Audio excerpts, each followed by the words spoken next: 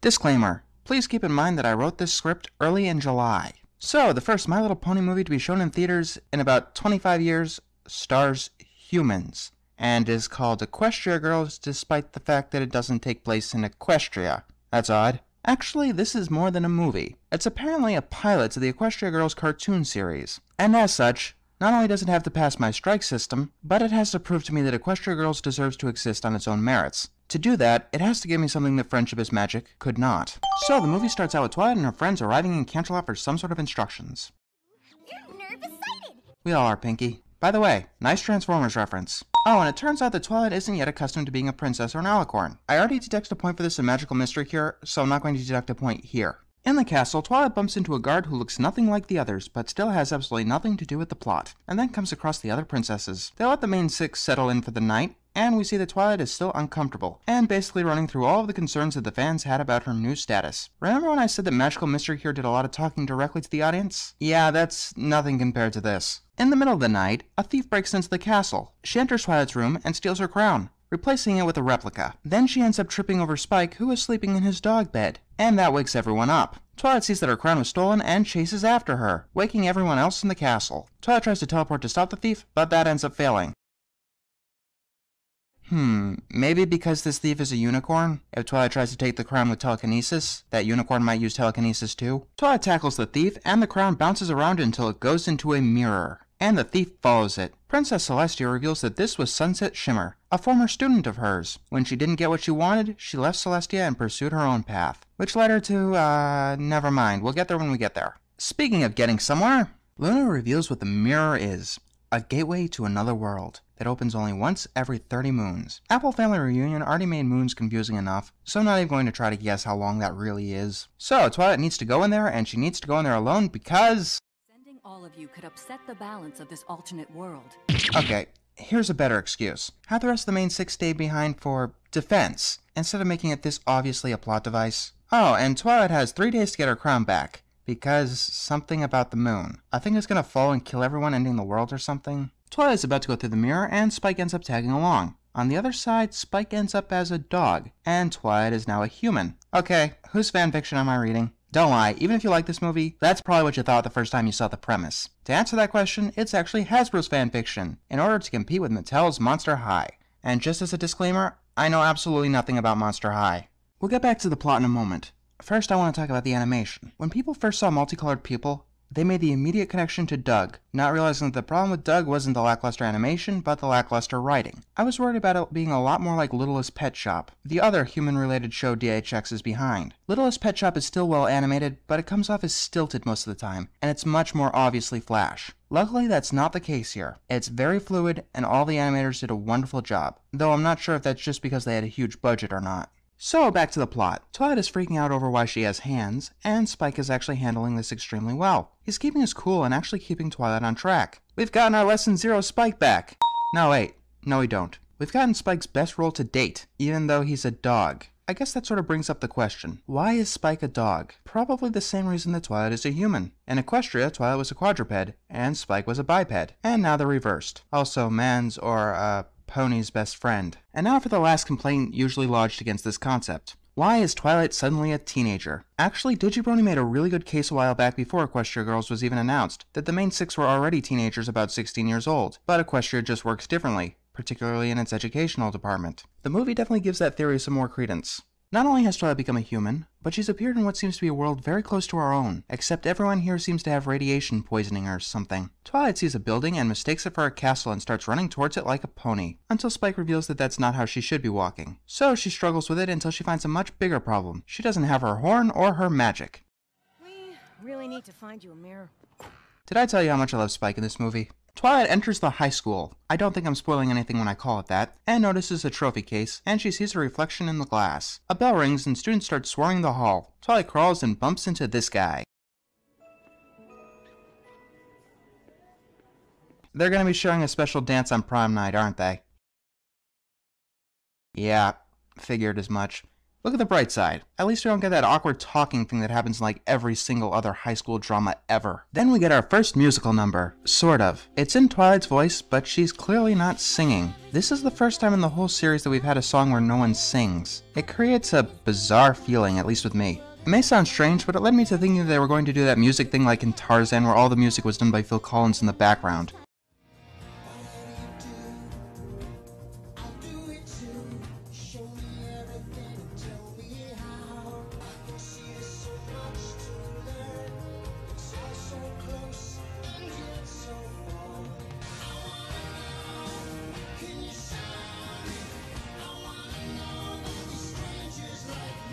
See what I mean? The song is okay. Nothing too memorable, unfortunately. The song gets Twilight to learn somewhat of being a human. I am kind of a sucker for fish out of water stories, and it does hit all of those awkward notes that it should in that regard. Then Twilight hears what sounds like Fluttershy, and she turns the corner to find someone who looks kinda like Sunset Shimmer. Yeah, the voice kinda gives it away.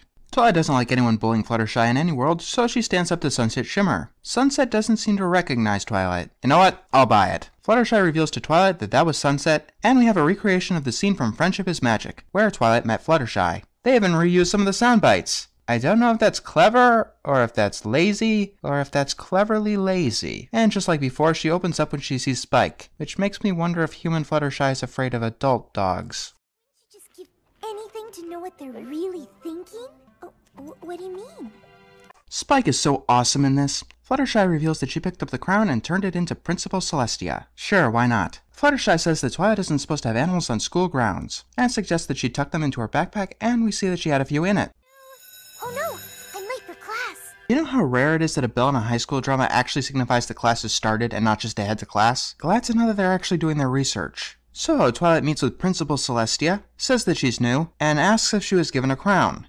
Yes, I've had Vice Principal Luna put it somewhere for safekeeping.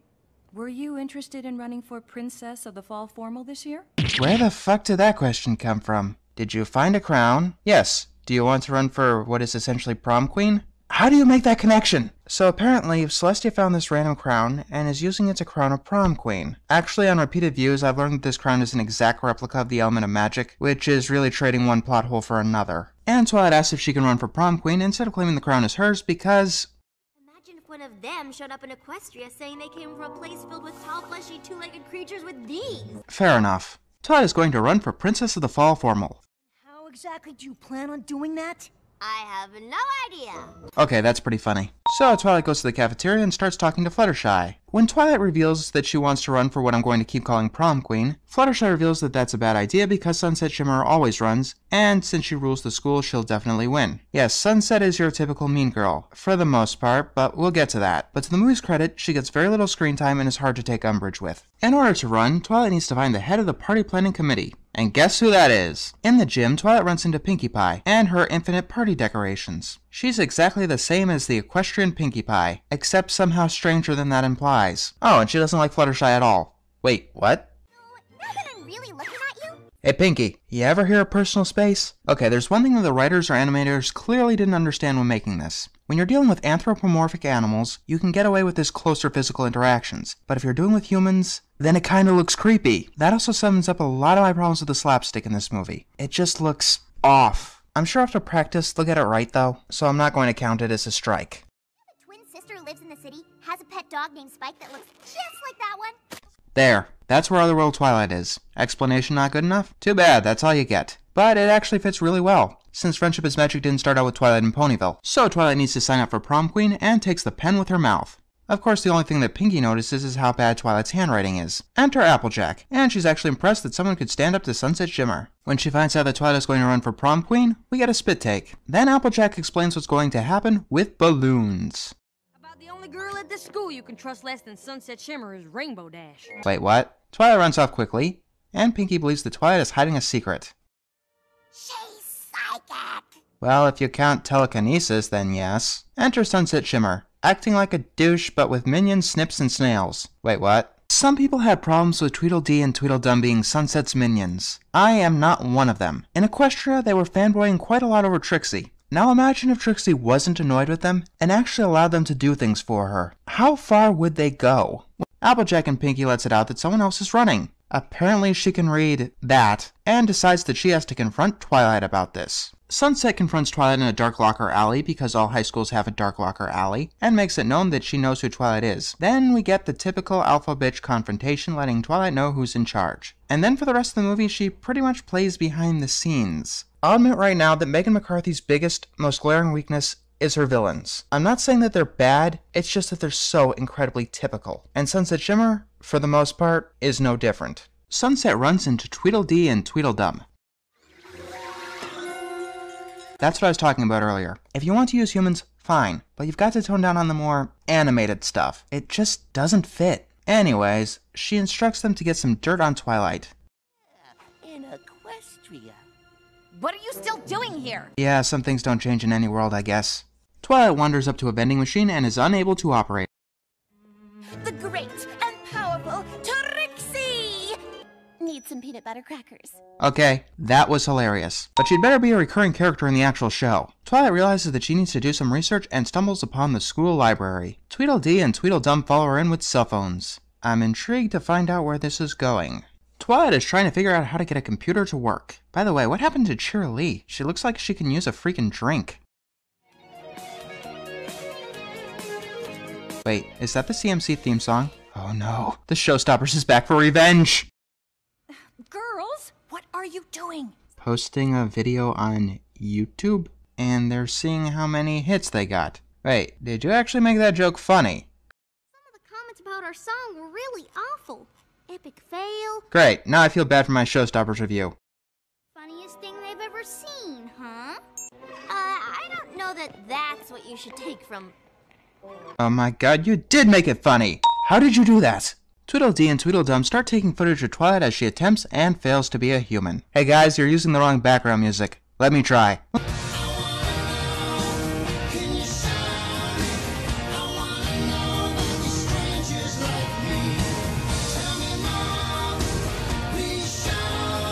When the library is about to close, Twilight wonders where she's supposed to sleep, and Spike unveils that he's made a bed out of books, and that is incredibly touching.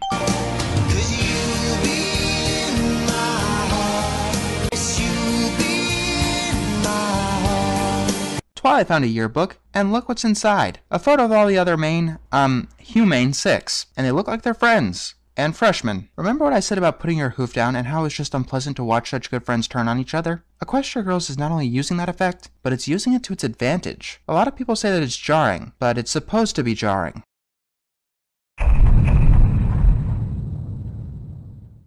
The next morning, everyone is laughing at Twilight. Rarity pulls her into a classroom, and immediately starts putting Twilight in a disguise. That doesn't fool anyone. Rarity and Pinky start fighting, and when they get it together, they open Pinky's laptop and see a video of Twilight acting like a pony. This is cyberbullying, and it's what convinced me that Equestria Girls actually has credence as a series. It doesn't matter how they deal with the issue in this movie, but the fact that they can do something like this, which is something that they can never do in Equestria, actually gives this merit. The Humane Five tries to reassure Twilight, but they're all at each other's throats. It's a really effective use of the emotional torque, especially when Fluttershy is doing some of the arguing. Applejack tells them to move on, but Rarity reveals that she had a spat with Rainbow Dash. Twilight shows them the yearbook to stop the arguing. Twilight theorizes that Sunset was behind it, and it turns out that she was right. Sunset had sent them emails and texts. Is it really that easily broken? Perhaps. From what I can tell, Sunset Shimmer kept at it. Twilight suggests to Applejack that it might be time that she made up with Rainbow.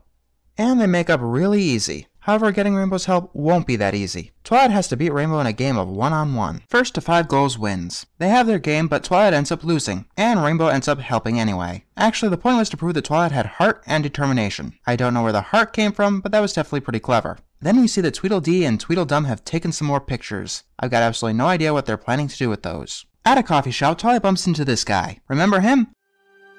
Oh, we've got to stop bumping into each other like this. You know me. Always trying to make a big splash around here, 'cause my drink kinda splashed on the ground.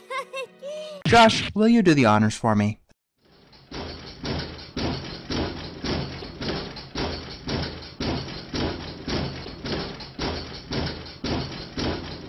Thank you. And to the people who are asking if the main 6 actually get into relationships, may I ask that you word your wishes more carefully from now on, please? Let's talk about Flash Sentry because everyone has something to say. I'll say this. It's a lot better than the last time Megan McCarthy tried to do a romantic plot. Before, when the lovers wouldn't shut the fuck up. Here they barely share a conversation. Flash Sentry has no personality to speak of. He's almost entirely unnecessary to the plot. And half of me thinks that he was designed as a self-insert character, as most walking personality vacuums are. The only thing we learn about him is that he used to be Sunset Shimmer's boyfriend a few weeks ago. And by implication, he broke up with her. The Humane Five decide that they need something to counteract the videos posted of Twilight. And to do that, they're going to have to dress up as ponies. That is strange.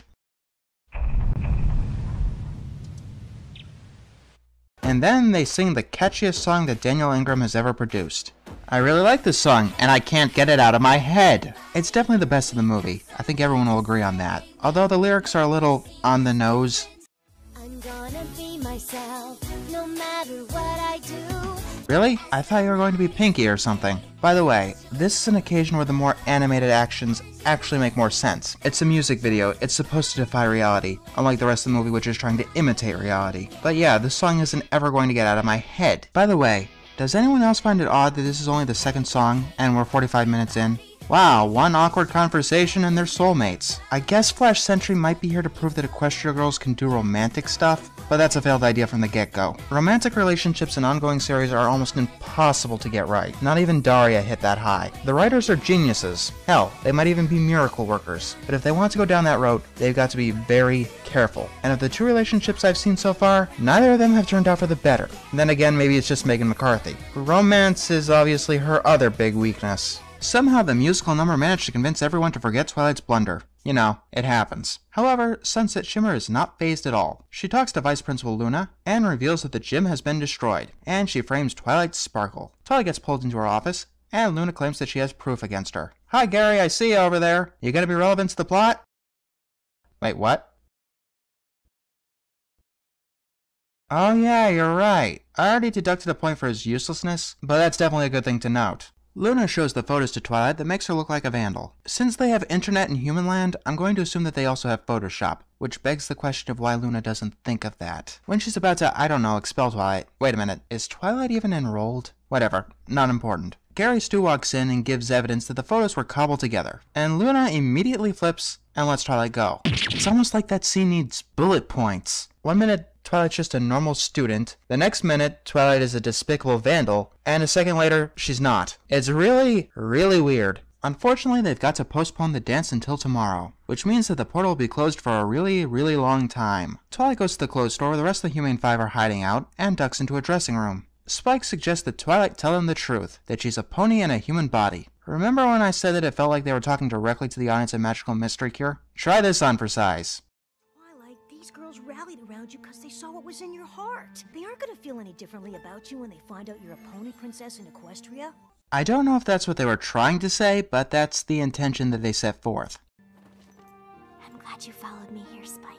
Megan, please write a Spike episode. I'm begging you. By the way, is it just me or is Human Pinkie Pie a bit of a hothead? Oh, and she might be psychic. By the way, I really do love this scene. The reveal usually isn't this funny. They go along with it pretty quickly. I would say a little too quickly, but if you showed me a talking dog, then I'd pretty much believe anything you told me. So they get to work fixing the gym, in this movie's third song. Once again, it's in the background. Is this gonna be a thing now? Not that I really mind, but I would like to know. The song is pretty good. It's the second best of the three we've gotten so far, but once again the lyrics are on the nose. At least there's no barn raising going on this time.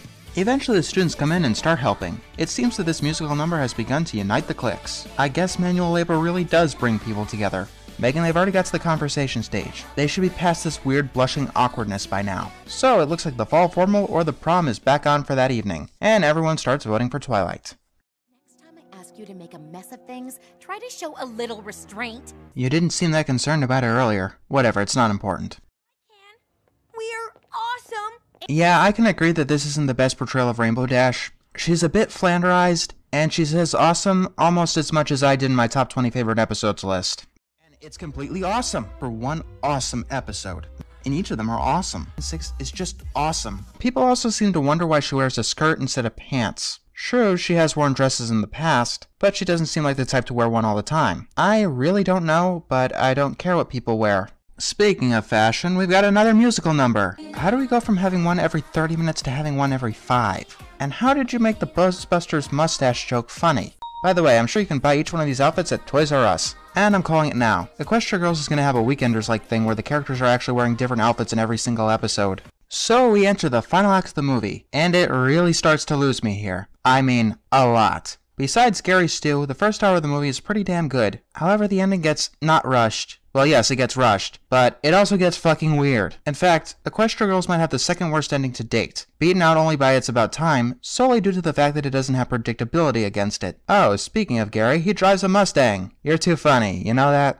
So, Twilight agrees to give him a dance. And I just realized how creepy this scenario is. In fact, all the romance in this movie is creepy. Half the time I'm expecting Spike to start humping Rarity's leg, but this takes the cake. I had no idea that Twilight wanted to get it on with freaky alien creatures she's never met before. I understand that there's a lot of similar shitfics in the fandom, but I honestly didn't want to see it in the actual show. Twilight wins prom queen, and everyone is happy. Tweedledee and Tweedledum sneak into the auditorium, Twilight is crowned, and Spike gets kidnapped. So Twilight chases after him, and the Humane Five follow along to find Sunset Shimmer with a sledgehammer. When I first saw this, I thought that she was honest to God going to start assaulting Twilight with that thing. It would have made for an interesting climax, I'll tell you that. She's actually threatening to shatter the portal, and she releases Spike. If Twilight doesn't give the crown, then Sunset will destroy the portal. Tick-tock, Twilight. We haven't got all night. The portal will be closing on its own in less than an hour. I'm gonna save that. Twilight actually refuses to give the crown, believing that her friends will be able to defend Equestria without her, but the high school will not. That is a very strange sentence when I word it like that, but it's definitely mature enough on Twilight's part. So awesome! Megan McCarthy, this already feels enough like fanfiction as it is. Please don't further the point home by reusing memes. By the way, look up Uncanny Valley while you're at it. On Pony Dash, that looks cute. On Human Dash, it looks stupid. So Sunset tackles Twilight, and they have a tussle over the crown that ends with Sunset getting it. So Sunset puts the crown on and gets swarmed by weird magic-y stuff. By the way, tell me if this transformation doesn't seem familiar in the slightest.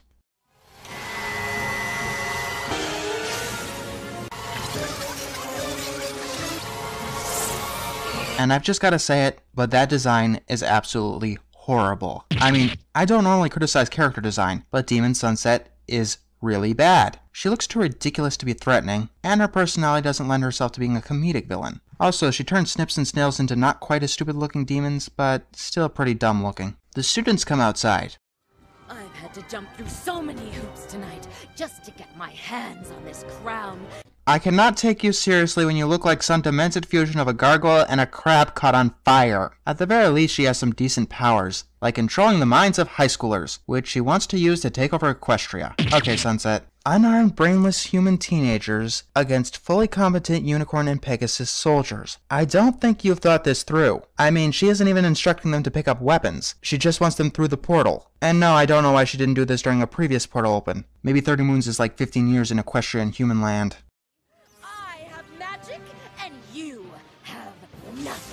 Well, she has a decent character design. The Humane Five stand by, and Sunset shoots a fireball at them. And then this happens. They're all shielded by magic. The magic contained in my element was able to unite with those that helped create it. Twilight, what the fuck are you talking about? And then we get this bizarre imagery. Nostalgia Critic, can you take it from here? What the fuck am I watching? Yeah, what the fuck am I watching? I know they're turning into half pony things, but why? Is there any reason for that? And just what is going on with Twilight's head here? It just looks off. I think this is a callback to Nightmare Moon's defeat, but there was some kind of connection to the plot there. This just comes out of batshit nowhere. Alright, that's heartwarming enough. Oh, and apparently Rainbow knows how to fly. Whatever, that was so poorly explained that it could have done anything. Tonight, you've shown everyone who you really are. First of all, everyone already knew that Sunset was a bitch. Secondly, I don't get you at all. She puts on the crown and becomes a demon because the element of magic does that to people? What? Or you can forever be alone. The choice is yours. Wait, Twilight, don't you mean... Power is yours! At least she acknowledges that she's done something wrong. Granted, I don't know how getting pwned like that taught her that there was another way. Either way, Twilight points Sunset to the Humane Five. Whoa, weird. Seriously? The talking dog is the weird thing about all this? Now that was trailer shot material. A true princess in any world. Yes, because a school principal knows what it takes to be a princess. What? Would now be a completely awkward time to ask you for that dance? Yes! Yes, it would, because... We haven't got all night. The portal will be closing on its own in less than an hour. No, she actually takes Scary Stu up on his offer. And while she's dancing, the portal closes, stranding her in human land for another whatever. And she displays that crown in her trophy case right next to her Darwin Award. Sorry, that's the realistic ending. No, she dances like a pony and her boyfriend starts dancing the same way. Then Photo Finish takes a picture of that, which presumably gets a shit ton of media attention sometime later. Alright, I guess that's a start. I've been walking on 2 legs and picking things up with these. Hey, I take offense to that. So Twilight goes through the portal at just the nick of time. You know, had to get in that dance with a 3-day crush. And the Humane 5 lose their equine features, which makes me wonder why you gave them to them in the first place. Pinky runs into the portal and bops into it. Hey, you can get human slapstick right. So Twilight steps forth into Equestria, and Celestia immediately wants to know how Sunset Shimmer is doing. I left her in good hands. What are hands? Go ask Applejack, she knows for some reason. So Twilight bumps into the pony Flash Sentry and still has that awkward crush on him. Then why have it in the first place? As for the movie, it's pretty good. I mean, it's not great. Parts of it are, but other parts get awkward. If it was an episode, I'd give it 4 out of 5 stars. Since it's a movie, I'm giving it 7 out of 10. Let's break it down. But first, to answer your question, yes, if Equestria Girls does become an actual series, I will be reviewing every single episode of that as well. The first 2 acts were good enough to prove that the spin-off show is worth my time. Besides the fact that I had trouble deciding whether or not I wanted to be a musical, the major problem I had in those first 2 acts is the romantic or non-romantic interest. Let me make this clear. I am not against the main 6 ever getting relationships, in any world, provided you tone down the creepiness. The problem is that Flash Sentry is a non-entity, and even detrimental to the plot. Have Pinkie Pie give the evidence to Luna absolving Twilight from her crime, and he has absolutely no point in the entire movie, except to get Twilight to risk being stuck in the human world. That might actually be excusable if he wasn't so bland and cliched. I can't name 3 personality traits from this guy. The biggest problem is that ending. Not only is it an anticlimax, it's just nonsensical. Maybe it was trying to prove that this world has a magical element too? Like, I'm pretty sure that Gary was just there to prove that this show can do romantic relationships. I'm not the only one who thinks that was bizarre as all hell, right? And on that note, I'm not the only one who hates Demon Shimmer's design, am I? What I get mostly from this was the acknowledgement of mistakes. Sort of. Take the CMC scene where they were uploading their song to YouTube. The writers acknowledged that wasn't funny to begin with. I kept getting that vibe really often. You know, like using the effect given by putting your hoof down properly. Before, the mistake was never having the lovers shut the fuck up. Here was the mistake of never having the 2 share a conversation. At least the writers are learning. Which is good. Excellent, in fact. If only Megan McCarthy can learn how to write an original villain. But it's still interesting that they're not only realizing and learning from their mistakes, they're actually using their mistakes to their advantage. Most of all, I do see potential in Equestria Girls as a spin-off. If they can take on things like cyberbullying, and actually do it with tact, we might have something else truly special. Of course, the writers have to learn to take on a whole new medium, while keeping the same familiar tone. In Equestria Girls, they've got to tone down on the slapstick, severely. Human characters are supposed to emulate real life as closely as possible, and you can't do it with these out-of-nowhere cartoon moments. It's a pretty good start, not great, but let's focus on the latter part. It's a start. Let's see where this ends up. But seriously, why the fuck is it called Equestria Girls if it takes place entirely outside of Equestria?